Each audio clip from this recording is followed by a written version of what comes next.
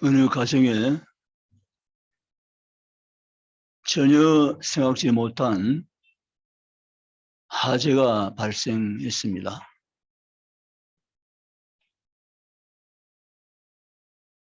집에 있던 아내가 미처 피하지 못해서 화상을 크게 입었습니다. 남자나 여자나 다 얼굴이 사진 자기의 모습이라고 할 만큼 중요한 부분인데 너무 많이 화상을 입어서 회복이 되어도 이전의 삶은 살지 못하리라는 생각을 할 수밖에 없을 정도로 큰 화상을 입은 것입니다. 소식을 듣고 달려온 남편 어찌할 바를 모릅니다.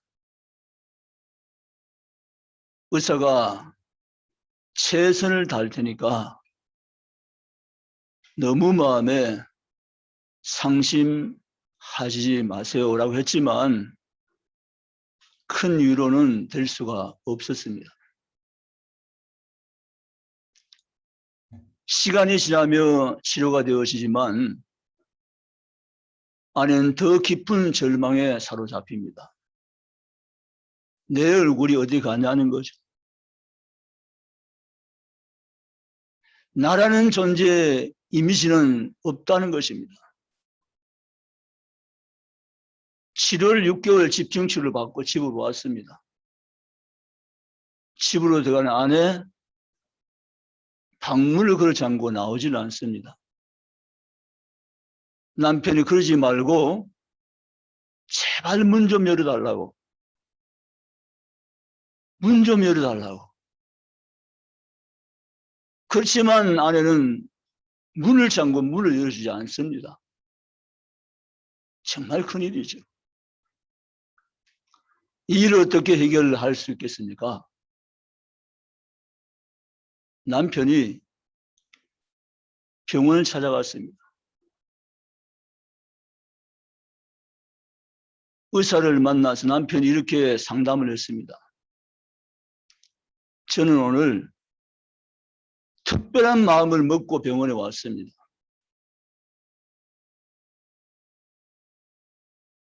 제 부탁을 선생님이 들어주시면 너무 감사하겠습니다. 무슨 부탁이세요? 선생님이 제 아내 얼굴을 6개월 동안 치료했으니까 잘 아실 테죠. 제 얼굴을 아내 얼굴처럼 만들어주세요. 아니 무슨 말씀이세요? 제 얼굴을 아내 얼굴처럼 만들어 줄 수 있다면 저는 너무 감사하겠습니다. 그래야만 제 아내가 마음의 문을 열 것 같습니다. 저를 좀 도와주세요. 의사가 정말 이런 환자도 아닌 이런 환자를 처음 만났습니다. 의사가 특별히 시간을 조율해서 남편과 함께 그 집을 방문했습니다. 여전히 문은 잠긴 채 있습니다. 의사가 문을 노크했습니다. 제가 왔습니다.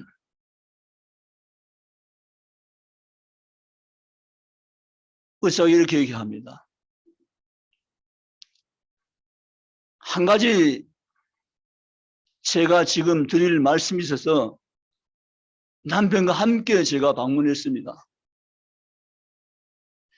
남편이 저희 병원에 와서 부탁한 것이 있는데 그렇게 해도 되는지를 묻고 싶어서 온 것입니다. 무슨 말씀이세요?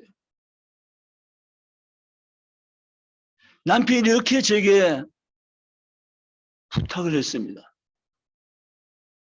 아내의 얼굴을 6개월 동안 치료했으니까 잘 알고 계시잖아요. 나의 얼굴을 아내 얼굴처럼 바꾸어주세요. 라고 부탁을 했습니다. 그렇게 해도 됐는지 대답을 해주세요. 라고 했습니다. 여러분, 얼굴을 성형해서 아름답게 좋게 만드는 것은 많은 사람들이 하고 또 할 수 있는 거잖아요. 그런데 얼굴을 완전히 화상 입은 아내 얼굴처럼 그렇게 정형한다는 것은 이건 정말 쉽지 않은 결단이잖아요. 조용한 침묵을 한 다음에 드디어 방에서 문을 따는 소리가 들렸습니다. 문을 열고 아내가 나왔습니다. 그 남편이 아내에게 무릎을 꿇고 이렇게 얘기합니다. 여보, 나는 당신의 얼굴을 사랑한 것이 아니라 당신을 사랑한 거야. 지금도 마찬가지. 나는 당신의 얼굴을 사랑한 사람이 아니야. 당신 자체를 사랑한 사람이에요. 그때 아내가 눈물을 떨구면서 여보, 미안해. 이전 같은 얼굴로 당신 앞에 서지 못한 나 미안해 여보. 그리고 사랑해.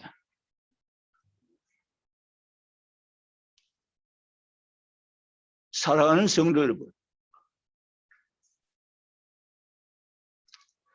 오늘 아침 우리의 설교 제목이 뭡니까?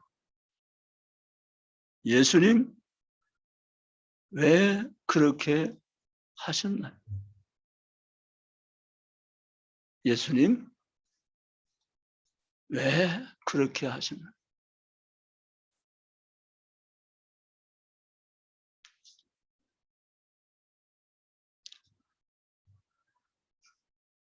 예수님은 그 방법밖에 없으신가요? 꼭 예수님이 그렇게까지 하셔야 되셨나요? 그런 질문인 것입니다.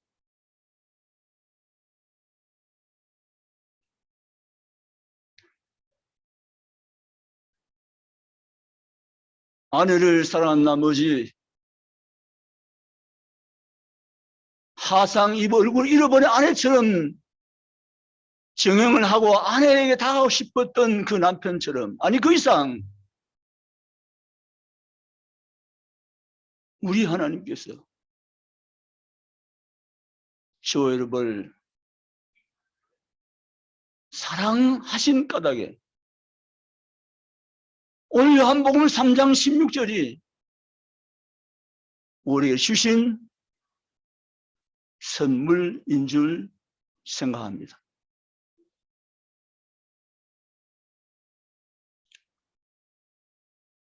예수님이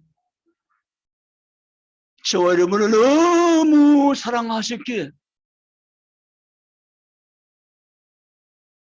그분에 대한 세 가지 사건이 우리 앞에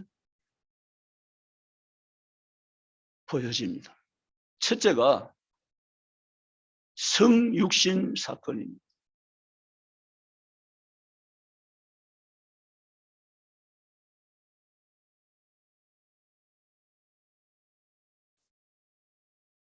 마태복음 2장 7절에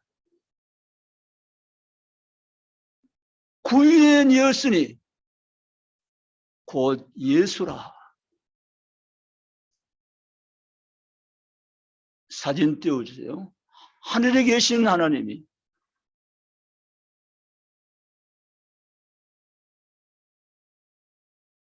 사람이 되어서 이 땅으로 내려오신 것입니다. 아까 그 사진 띄워주세요. 여러분, 하늘 영광 보좌를 피워놓으시고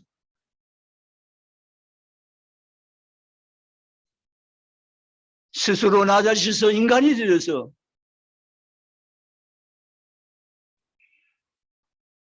육축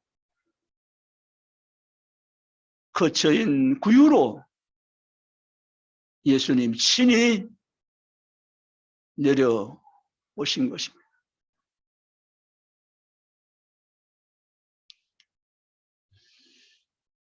예수님이 더 이상 낮아질 수 없는 위치까지 내려오시고 낮아진 이유는 도대체 무엇일까요?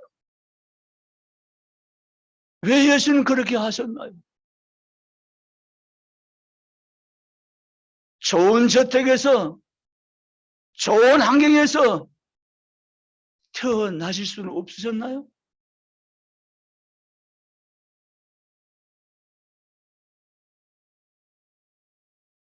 저와 여러분은 구유를 나시지 아니하셨죠? 우리 예수님은 구유에서 나셨습니다.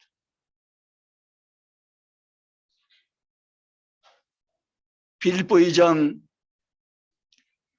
6절에서 8절에 그는 근본 하나님의 본체시나 하나님과 동등되무 여김을 받지 아니하시고 자기나 몸을 우리의 낮은 몸처럼 낮추시고 종의 형체를 가지시고 십자가의 죽으심을 믿으시기를 주의 이름으로 원합니다. 온 우주의 통치자시며 왕이신 주님께서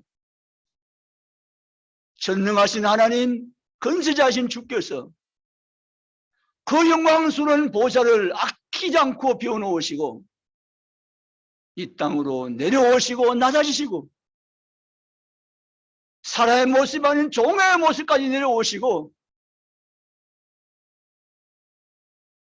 우리에게 구원을 안겨주시기 위한 그 사건이 예수님이 사람이 되어 오신 성육식 사건인 줄로 믿습니다.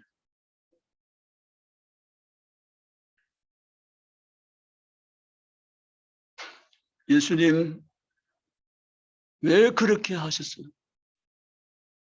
왜 마국간으로 내려오셨어요? 주님께서 마국간으로 내려오신 이유, 주님이 계신 그 영광의 자리에 우리로 하여금 그 자리에 있게 해주시기를 원하셔서 예수님은 가장 낮은 자리까지 내려오셔서 우리의 구원을 시작하신 것을 믿으시기를 주님의 이름으로 원합니다. 두 번째 사건입니다. 세족식 사건입니다.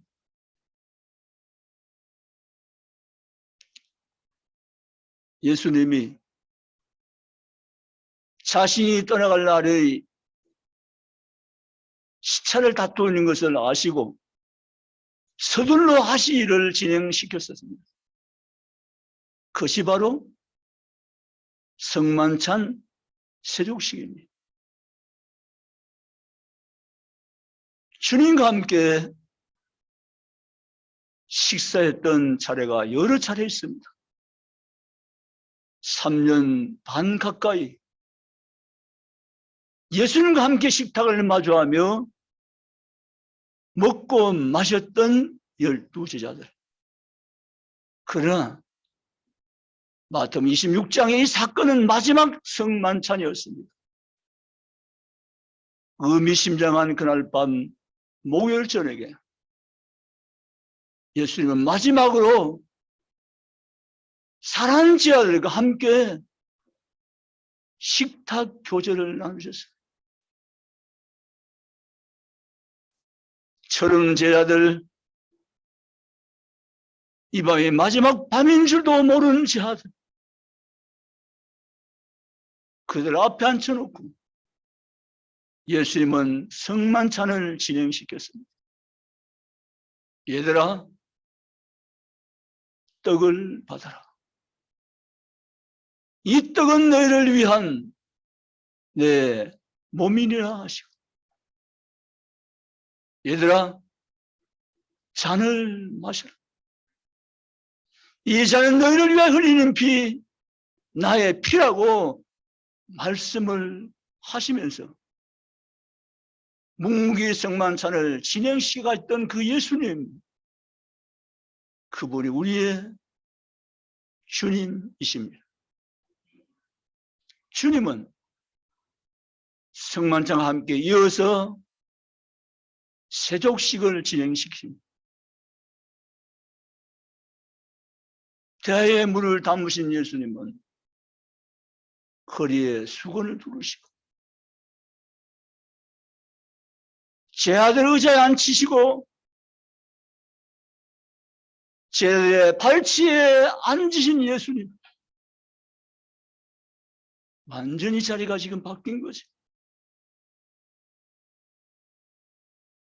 발을 내밀라고 말씀하시고 대물을 얹어서 그 발에 적셔주시면서 발을 씻겨주시는 예수님. 예수님, 꼭 그렇게까지 하셔야만 됐나요?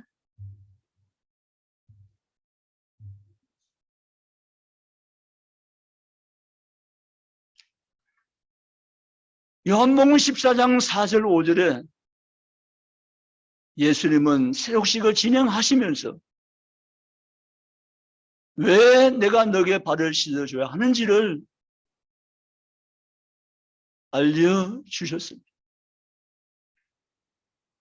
너무도 놀란 베드로, 예수님, 제 발을 절대 씻기지 못합니다 라고 하자 예수님은 발 씻는 의미를 모르는 베드로를 설득시키면서, 베드로야, 내가 내 발을 씻기지 않으면 너와 나는 상관이 없느니라 말씀을 이어가셨습니다.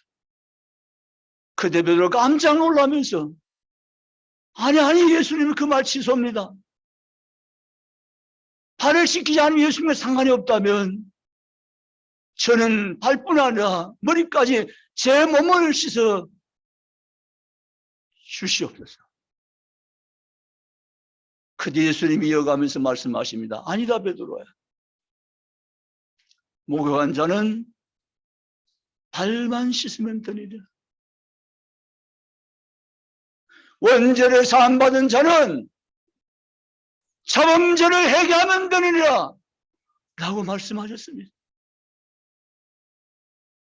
사랑하는 성도 여러분, 원죄 해결 받았습니까? 내게 있는 자범죄 괜찮은 것 같이 그냥 두고 살지 마시기 바랍니다.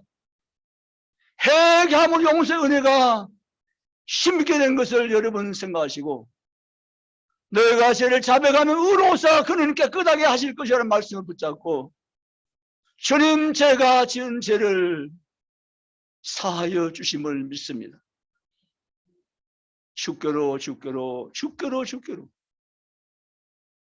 주님 앞에 평생의 주께로 나아가며 주님과 함께하는 삶을 살아내시는 성도가 되시기를 주의 이름으로 축복합니다. 주님은 세족식을 진행했습니다. 그러면서 주님은 내가 다시 올 때까지 오늘의 성만찬은 교회가 지켜야 한다고 당부하셨습니다. 사랑하는 성도 여러분, 예수님이 지금 여러분이 앉아있는 발 뒤치 앞에서 무릎을 꿇으시고 여러분의 발을 씻어 주신 것입니다. 너무도 미안하고 너무도 항송하고 너무도 죄송하지만 발을 내밀지 않을 수가 없습니다. 베드로처럼 발을 내밀지 않으면 예수님이 이렇게 말씀하시기 때문입니다. 얘야, 내가 내 발을 씻겨주지 않으면 너와 나는 상관이 없느니라. 주님, 그렇다면 정말 죄송하지만 제 발을 씻어 주시옵소서. 이 놀라운 은혜를 입고 산 자가 오늘 예수 안에 산 자이며 구원받은 자인 것을 믿으시기를 주님의 이름으로 원합니다. 여러분, 여기까지 예수 믿고 오셨지 않습니까? 신앙은 마라톤입니다. 장거리 경주예요. 단거리가 아닙니다. 경주에서 가장 중요한 포인트는 완주입니다. 끝까지 달려가는 것입니다.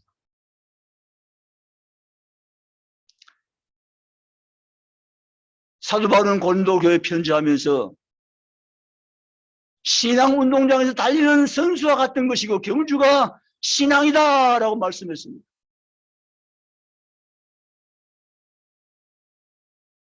완주가 얼마나 귀한 일이지만 세상에는 완주 못하는 경우도 종종 있습니다. 건강 때문에 안타깝게도 완주 못하는 경우가 있어요. 사고를 쳐서 사고 때문에 완주 못하는 경우도 있어요. 참 안타깝죠. 정년퇴직을 하고 끝까지 완주한다는 것은 아름다운 것입니다. 그러나 우리 육신으로 사는 세계에서는 완주 못해도 그것으로 끝내보면 되지만 신앙의 경주는 완주 못하면 절대로 안 되는 경기입니다. 믿으십니까? 그런데 우리 가진 성에 보면 완주하지 못한 실제적인 사건들을 예수님이 우리에게 말씀하셨고 바울도 우리에게 편지했습니다. 요한복음 6장 10절 71절에 보면 유다는 완주한 데 실패했습니다. 3년 반 동안 예수님의 그림자처럼 따라다녔던 사람입니다. 그 누구도 유다가 예수님의 제자인 것을 의심하지 않았습니다. 12제자 가운데 한 제자의 숫자를 채워놓은 유다였습니다. 그러나 충격적인 것은 요한복음 6장 성경에 보면 유다는 중간에서 탈락했다고 말합니다. 함께 있었던 자알도 전혀 생각지 못한 사건입니다. 완주하지 못했다는 거죠. 예수님은 유다를 보시면서 얼마나 안타까운지 모릅니다. 그래서 유다에게 몇 번씩이나 돌이킬 수 있고 회개할 시간을 벌어주고 기회를 주었습니다. 마지막 성만찬 저녁에도 예수님은 또 한 번 기회를 주십니다. 오늘 나와 함께 먹고 마신 자 중에 나를 팔 자가 있느니라 라고 말씀하십니다. 그때 11 아들은 몰라요. 그러나 본인은 아는 것입니다. 어쩌면 그것이 마지막 예수님이 벌어주고 기회를 주는 시간대였습니다. 그러다가 큰일 났다 이것. 예수님이 알잖아. 지금이라도 내가 중단해야지. 배신하면 안 되지. 이렇게 돌이켜야 되는데 유다는 자기 일을 진행해버리고 말았습니다.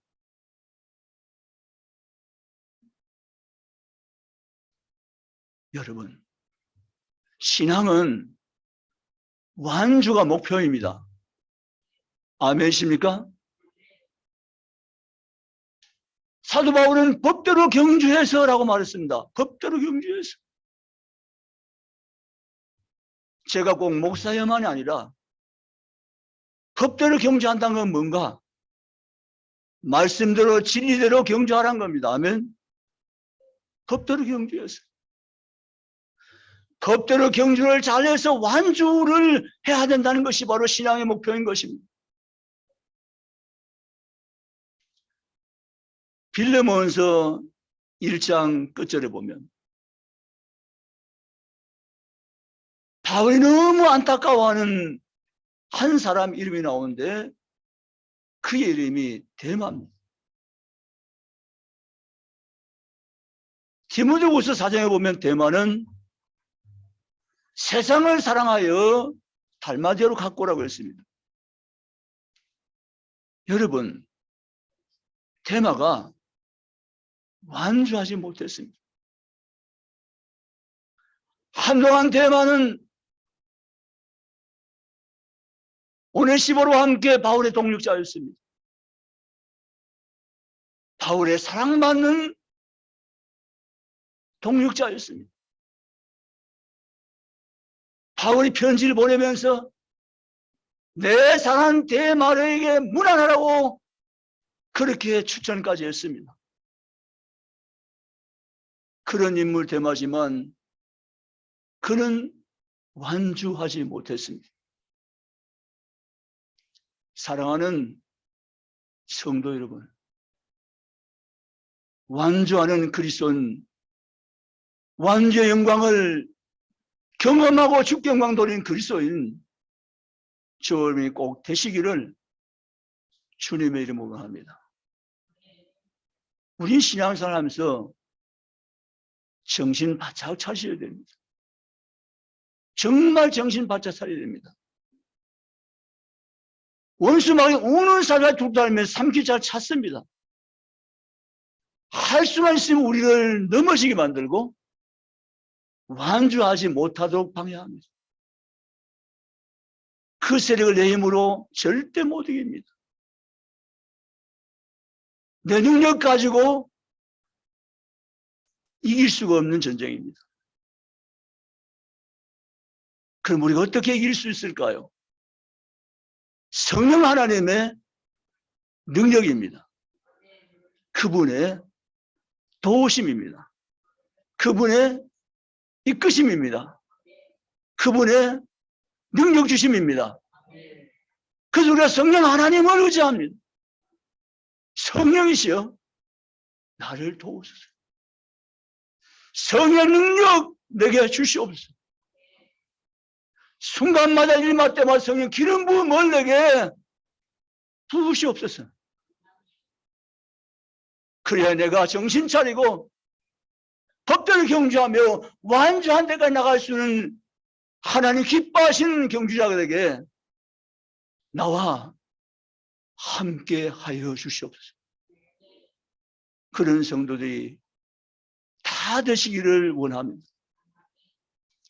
저는 이번 주간 한 주간 기도하면서 지난주에 휴가 때문에 여러분이 빠지셨어요. 그럴 수도 있고요. 참 한 번 한 번 주일날 이렇게 만난 거 얼마나 감사하고 반가운지. 우리가 피차에 지금 살았으니까 만난 거잖아요. 주일에 하나님씩 올라와 예배드린 이 시간이 이 자리가 이 장소 얼마나 귀한지. 또 예배자가 된 여러분이 얼마나 귀한 분들인지. 한 분 한 분이 너무 소중한 분들.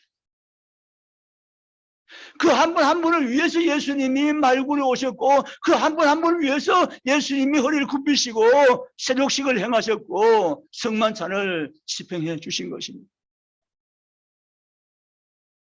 여러분이 하늘보다 땅보다 귀하다는 게 이게 귀한 얘기가 아니라 정말 우리 주님은 여러분을 하늘보다 땅보다 더 귀하게 여기신다는 사실을 받아들이세요. 아멘입니까? 난 너의 존재를 하늘보다 땅보다 더 귀하게 여긴단다. 아니, 하늘보다 땅보다 아니고 내 생명보다 더 귀하게 여긴단다라고 말씀하십니다. 아멘. 그래서 세 번째가 바로 십자가 사건입니다. 예수님이 때가 되시자 하나님 보내신 마지막 사역의 절정이신 십자가를 지시기 위해서 갈보리 언덕으로 오르십니다. 예수님은 십자가 형틀에 달리시기 위해서 신문을 당하시고 육체에 엄청난 고통을 감내하십니다. 채찍에 맞으셨습니다. 그 당시 채찍은 그 채찍 끝에 납을 달아 놓아서 한 건 씨가 마서 채찍을 부딪히면 살점이 묻어나와서 뼈가 들어가는 무서운 채찍입니다. 그 채찍을 수없이 맞으신 예수님, 꼭 그렇게 하셔야 했나요? 그냥 내가 인간의 죄를 산다고 하시면 안 되었나요?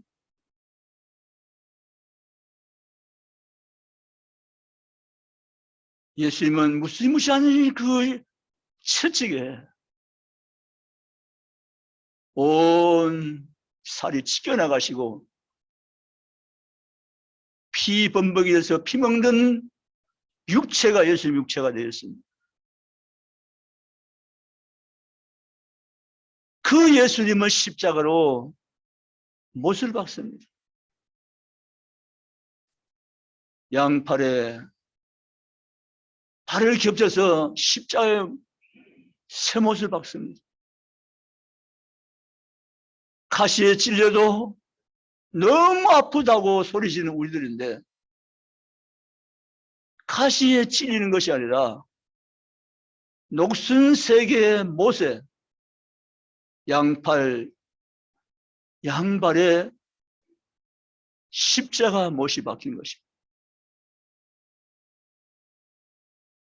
그리고 그 예수님의 머리에는 가시관이 씌워집니다. 찌르는 가시에 의해서 예수님의 머리에서는 피멍과 피가 흘러내립니다. 차마 눈 뜨고는 볼 수 없는 처참한 예수 그리스도의 모습이었습니다. 아니, 예수님 꼭 그렇게 하셔야만 하셨나요?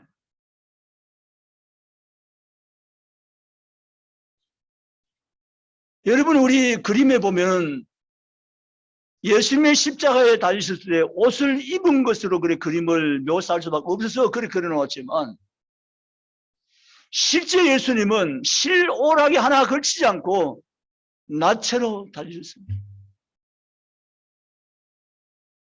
수치의 극치죠. 존귀하신 그분, 만왕의 왕이신 그분, 영광스러운 자체신 그분,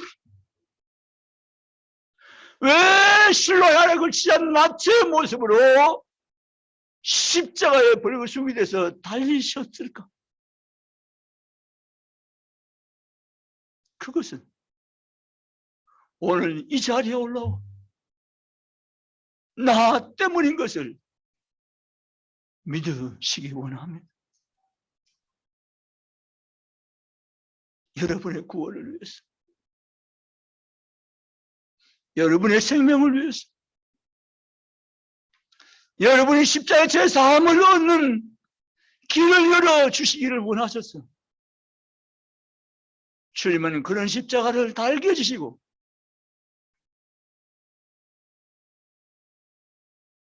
십자가에서 목숨을 내어놓은 것을 믿으시기를 주님의 이름으로 원합니다. 사랑하는 성도 여러분, 예수님 그분만이 끝까지 날 사랑하시는 분임을 믿으시기를 원합니다. 예수님 그분만이 영원한 나의 동행자이심을 믿으시기 원합니다. 다 내 곁을 떠나갈 수 없어도 결코 내 곁을 떠나실 수 없는 단 한 분, 그분이 바로 우리 주 예수 그리스도심을 믿으시기를 주님의 이름으로 원합니다. 요한복음 13장 1절에 예수님은 자기 사람들을 사랑하시되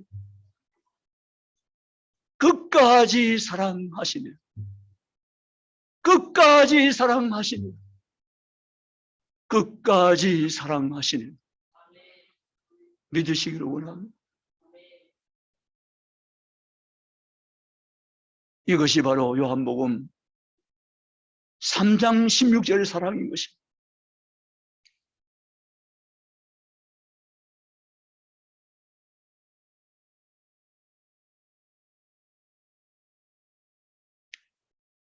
여러분, 그럼 이제는 우리가 어떻게 해야 할까요? 빌립보 3장 9절 이하에 가장 낮아지신 예수님에게 하나님은 모든 이름 위에 뛰어난 이름을 예수에게 회복시켜 주었다고 말씀합니다. 믿으십니까? 모든 이름 위에 뛰어난 이름, 그 이름 예수, 그 이름을 찬양하세요. 예수 이름을 찬양하세요. 여러분 목에 피가 식을 때까지 예수 이름을 찬양하세요. 예수 이름을 높이세요. 예수 이름을 기뻐하세요. 나 때문에 구로 오신 주님, 성육신 하신 주님, 날 위해서 세족식을 보여주신 주님, 날 위해서 그 무시무시한 십자가를 부끄러움 없이 지신 주님, 이제 내가 할 일은 내 주님을 내가 찬송하는 일임을 내가 이제 알겠사옵나니 예수 이름을 찬양하는 이 삶을 내가 평생에 남은 때 항상 살게 하여 주시옵소서. 그런 주님의 사람들이 한 분도 예외 없이 다 되시기를 주님의 이름으로 원합니다. 예수 이름을 기뻐하세요. 예수 이름을 노래하세요. 예수 이름을 높이세요. 이제 내가 할 일은 바로 그분 이름을 내가 기뻐하며 노래하며 높이며 찬양하며 주께 살아드린 것입니다. 이 진리를 알지 못하면 내 자아를 따라서 방황하는 인생을 헤맬 수밖에 없는 것입니다. 내 자아가 원하는 삶을, 시간을, 사건을 만들어내는 삶에서 헤어나지 못합니다. 저는 요즘 자라가는 아이들이 너무 안 됐고 불쌍해요. 미안해요. 어른들이 편리하다고 만들어놓은 문화의 이기인 휴대폰이 아이들을 다 망쳐놓는 도구도 될 수 있는 것입니다. 이거 붙잡고 손에 놓지 않잖아요. 안 보고 다 보잖아요. 성령의 그 마음 거룩한 영이 역사할 수 없잖아요. 하나님의 거룩한 성령은 내가 내 안에 거룩을 유지할 때 그 성령 내 안에서 항상 살아 역사하신 영인 줄 믿으시기를 주의 이름으로 축원합니다. 그런 내가 거룩을 떠나면, 내 영이 더러워졌으면 거룩한 성령은 근심하면 역사하지 않습니다. 그래서 우리는 자라간 다음 세대들 때문에 통곡해야 돼요. 눈물 흘려야 돼요. 하나님, 이 아이의 육체를, 이 아이의 영혼을, 이 아이의 일생을 하나님 지켜주시라고. 아멘입니까? 기도하셔야 돼요. 저는 존경하는 목사님 가운데 한신이지만 이중표 목사님 하늘에 가셨는데, 그분은 한신에 계시지만 정말 보수주의고 보수인 목회자라고 널리 알려진 분이십니다. 그분이 제 이야기 아마 오래전에 여러분들이 했던 이야기예요. 영국에서 아들이 돌아옵니다. 김포공항에 나갔습니다. 영국 김포공항 대합실에서 돌아온 아들에게 이중표 목사님이 연세도 많으신 목사님인데 젊은 그 아들 앞에 무릎을 딱 꿇었습니다. 아빠 뭐 하세요? 일어나세요. 아니야, 일어날 수 없다. 아들아, 날 용서해다. 눈물을, 그 많은 사람들 본 데서 눈물 흘리면서 아들 앞에 무릎 꿇은 그 아빠, 그 아들 영혼을 너무나 사랑하는 나머지 아들 영혼을 위해서 모든 사람 앞에서, 많은 사람 앞에서 눈물을 흘리면서 무릎을 꿇으면서 아들아 용서해라. 아빠가 예수의 모습을 보여주지 못한 거 용서해라고 울며 불며 매달리는 아버지 이중표 목사님. 그분은 진정한 아버지였습니다.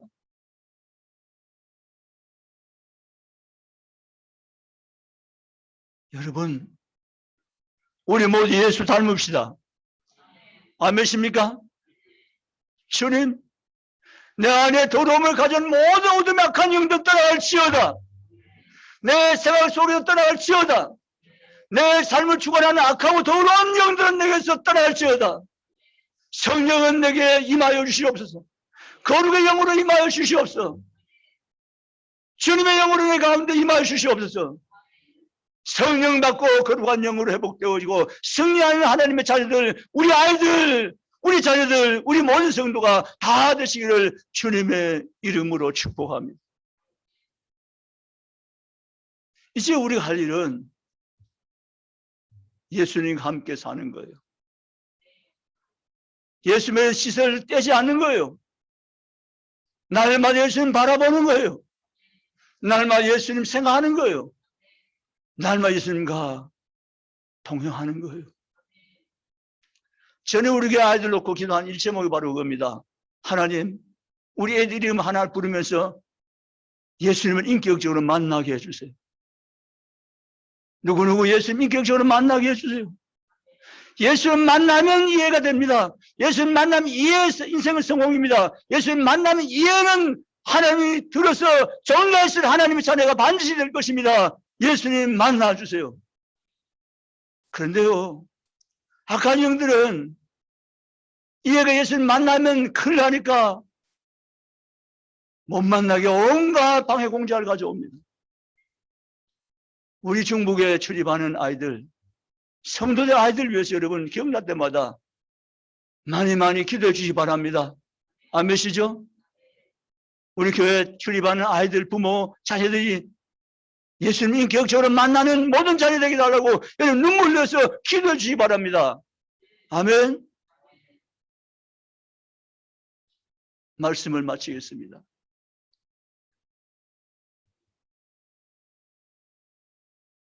예수님 왜 그렇게 하셨나요?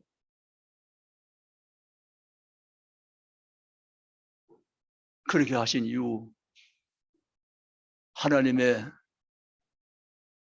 사랑 때문입니다. 그 사랑의 깊이와 넓어 높이는 자로 잴 수가 없고 측량할 수 없습니다. 예수님 왜 그렇게 하셨나요? 하나님은 사랑이시라. 하나님의 저와 여러분을 향한 사랑 때문입니다.